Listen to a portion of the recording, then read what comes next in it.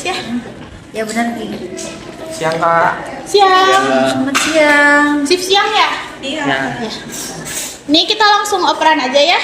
Ini ada perawat Davi, perawat Usifa, sama saya perawat Pinkan. Boleh namanya siapa? Saya perawat Herdi dan ini perawat Septi. Ya, udah kita operannya di ruang anggrek ini. Tadi ada pasien 5 ya. 2 mau dipulangin, 3-nya masih harus dirawat. Kita operan dicatat ya. Dan yang pertama itu ada pasien atas nama anak saya dan kamarnya itu 302 bed 1 dan waktu evaluasi juga jam 12 siang dengan diagnosa nyeri akut. Tadi ibunya juga bilang kalau anaknya sudah merasa tidak nyeri lagi pada saat PAK. Jadi kondisi umumnya juga membaik, pasien tampak lebih nyaman, tidak rewel dan sudah bisa istirahat dengan tenang. Untuk skala nyerinya juga 0 ya, dan hasil TTV-nya itu seperti nadi 96 kali per menit, RR-nya 21 kali per menit, dan suhunya juga 37 derajat Celcius. Masalah nyeri aku sudah teratasi, jadi intervensinya sudah dihentikan dan rencananya pasien pulang. Jadi tinggal nunggu infus di up dan penyelesaian administrasi pasien, lalu pasien diperbolehkan untuk pulang. Itu yang pasien satu ada yang mau ditanyain dulu. Baik, mengerti Kak. Berarti untuk pasien atas nama anak Herdi sudah siap pulang ya Kak? Ya, tinggal di up aja infusnya ya. Dan administrasinya juga ya diselesaikan. Dan untuk pasien kedua ini atas nama anak D ya, kamar 302 bed 2, pada saat evaluasi juga sama jam 12 siang dengan diagnosa hipertermia. Ibu pasien mengatakan anaknya itu sudah nggak demam lagi, kondisi umumnya juga membaik, tidak lemas, anak tampak lebih aktif. TTV-nya juga nadi 81 kali per menit, RR-nya juga 18 kali per menit, suhunya 36,7 derajat Celcius. Hipertermianya sudah teratasi, intervensi sudah dihentikan, dan pasien sudah boleh pulang. Ada yang mau Ada yang mau ditanyain? tanyain? Ini selanjutnya ada pasien di kamar 303, nama pasien Nyonya S dengan diagnosa keperawatan nyeri akut. Pasien masih mengeluh nyeri kepala dengan skala 8. Tekanan darahnya itu 160 per 100, mmHg nadinya 107 kali per menit, respirasinya 29 kali per menit, untuk suhunya 36 derajat Celcius. Pasien masih terlihat meringis kesakitan, untuk nyerinya belum teratasi, mungkin nanti diukur lagi untuk TTP-nya. Mungkin untuk ini kan saya sudah ngomong untuk membatasi pengunjung dan mengurangi kebisingan ruangan. Keluarga pasien juga sudah mengerti dan tamu pun sudah pulang. Posisi pasien pun sudah saya atur menjadi semi popular dan pasien pun sudah merasa nyaman.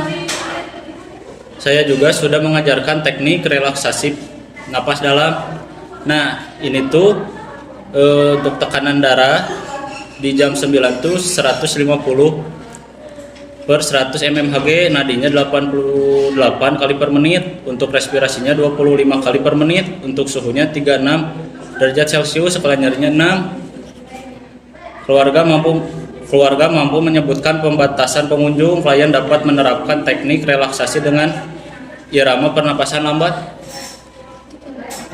Baik, untuk pasien Nyonya S mengukur TTP, membuat lingkungan aman, nyaman, dan tidak berisik ya Kak.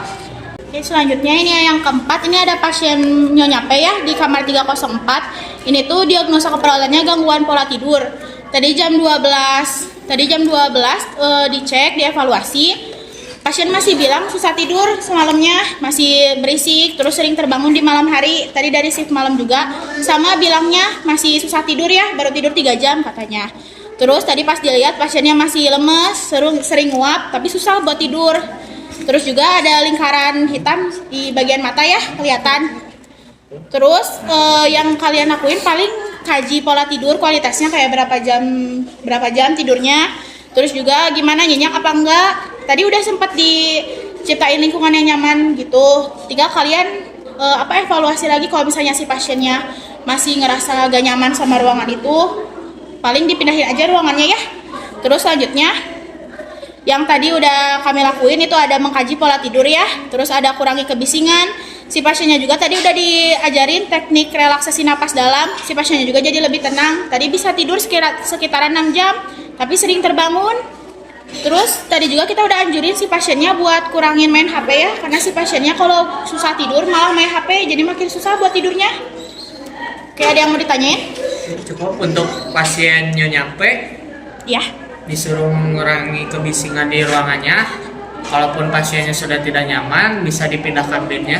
Ya. Terus selanjutnya ini pasien yang terakhir ya, ada Nyonya U di kamar 305. Ini tuh diagnosa keperawatannya ada defisit nutrisi. Si pasien bilang masih gak nafsu makan ya.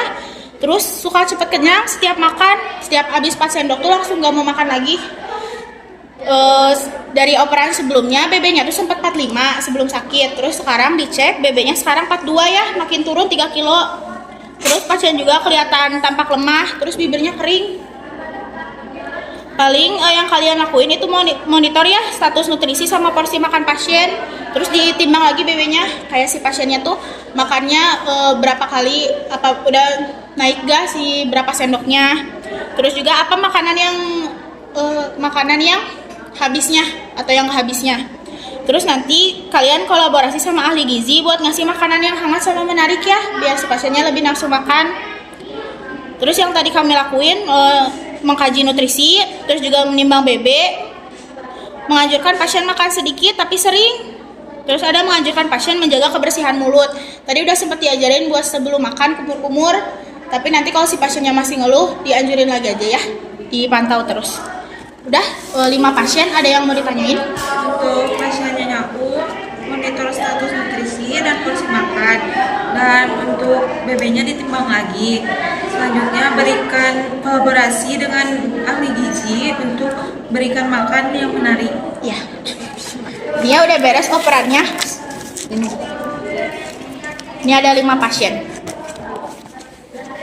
Nanti apanya dioperan lagi ke bagian malam ya.